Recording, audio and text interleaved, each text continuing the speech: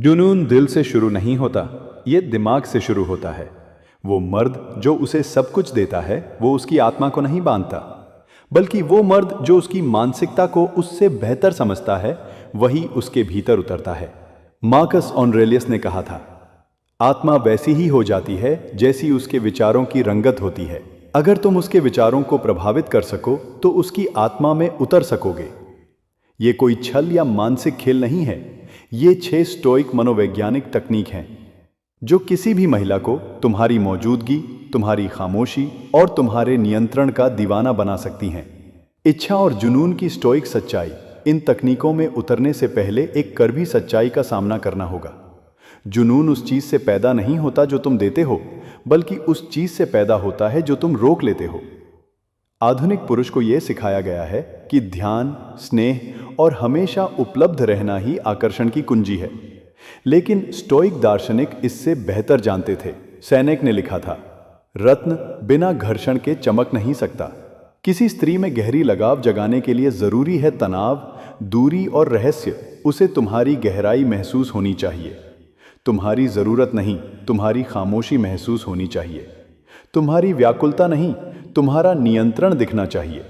तुम्हारा अस्त व्यस्तपन नहीं, जो किसी औरत को जुनूनी बनाता है वो तारीफ नहीं है, वो रहस्य है जो मर्दाना उपस्थिति से जुड़ा हो।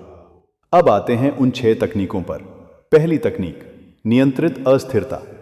उसके भीतर के अराजक मन को झक छोड़ देना। ये कोई भ्रम या धोखा नहीं, बल्कि जानबूझकर किया गया अप्रत्याशित व्यवहार है। स्त्री का मन निश्चितता चाहता है, लेकिन वो आकर्षित होती है उन मर्दों से जो उसे पूरी तरह नहीं देते। जब तुम सब कुछ बहुत जल्दी दे देते हो तो उसके दिमाग में कोई उत्तेजना नहीं रहती, वो बोर हो जाती है।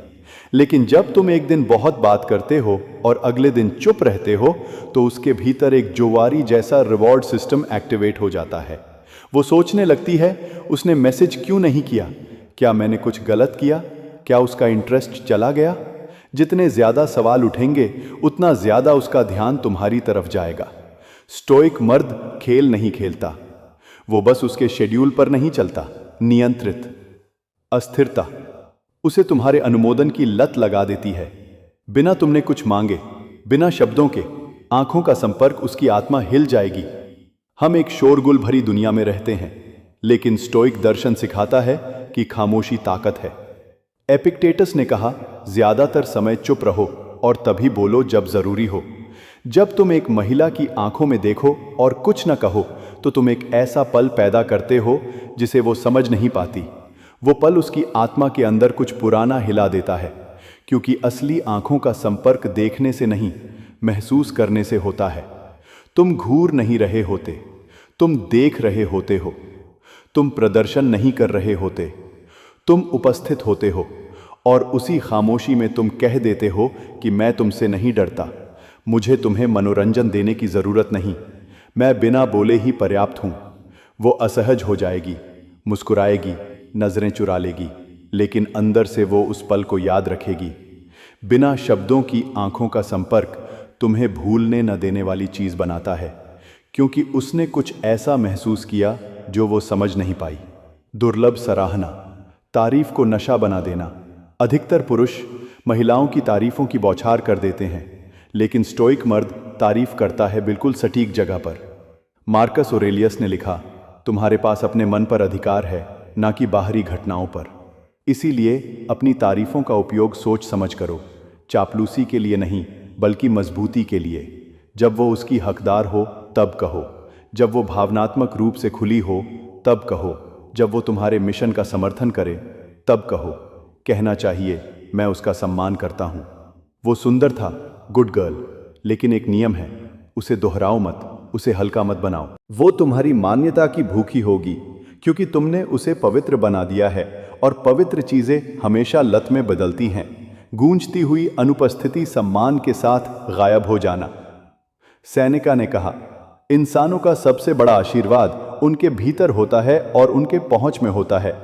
जब तुम स्पाइट या गुस्से से नहीं बल्कि उद्देश्य से गायब हो जाते हो तो तुम एक भावनात्मक स्पेस बना देते हो। वो खुद से पूछती है, उसने बात करना क्यों बंद कर दिया? क्या मैं पर्याप्त नहीं थी? क्या मैंने उसे खो दिया?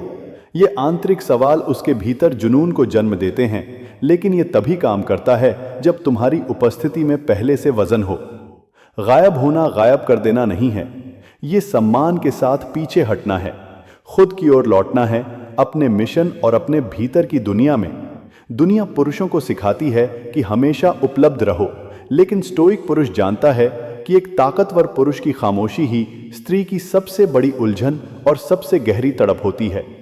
वादों में नहीं, चुनौतियों में बात करना आम पुरुष महिलाओं को वो सब कहता है जो वो सुनना चाहती है, लेकिन स्टोइक पुरुष वादा नहीं करता, वो उसे ललकारता है। वो कहता है, मुझे नहीं लगता लोग तुम्हें सही मायने में देखते हैं। तुम कहती हो कि तुम आत्मविश्वासी हो, लेकिन तुम्हारी ऊर्जा कुछ और कहती है। तुम सबसे दिलचस्प तब लगती हो जब कोशिश करना छोड़ देती हो।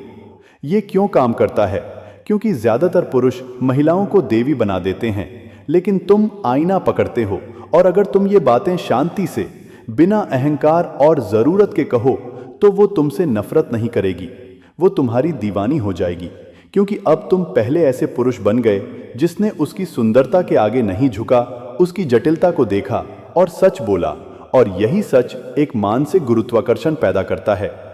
वो तुम्हारे इर्द गिर्द घूमेगी क्योंकि तुमने उसे खींचा नहीं, बल्कि पीछा करना बंद कर दिया। भावनात्मक संतुलन। तूफान में उसका सल बनो, ये सबसे महत्वपूर्ण तकनीक है। एक ऐसी दुनिया में जो तुरंत प्रतिक्रिया देती है, वहां तुम्हें स्थिर रहना होगा। एक महिला तुम्हें भावनात्मक रूप से परखेगी, वो ड्रामा करेगी, आवाज ऊंची करेगी, तुम्हें उकसाएगी। क्यों? क्योंकि वो देखना चाहती है, क्या ये मर्द मुझे थाम सकता है जब मैं खुद को नहीं थाम पा रही। और अधिकतर पुरुष इस टेस्ट में फेल हो जाते हैं। वो बहस करते हैं, गिड़गिड़ाते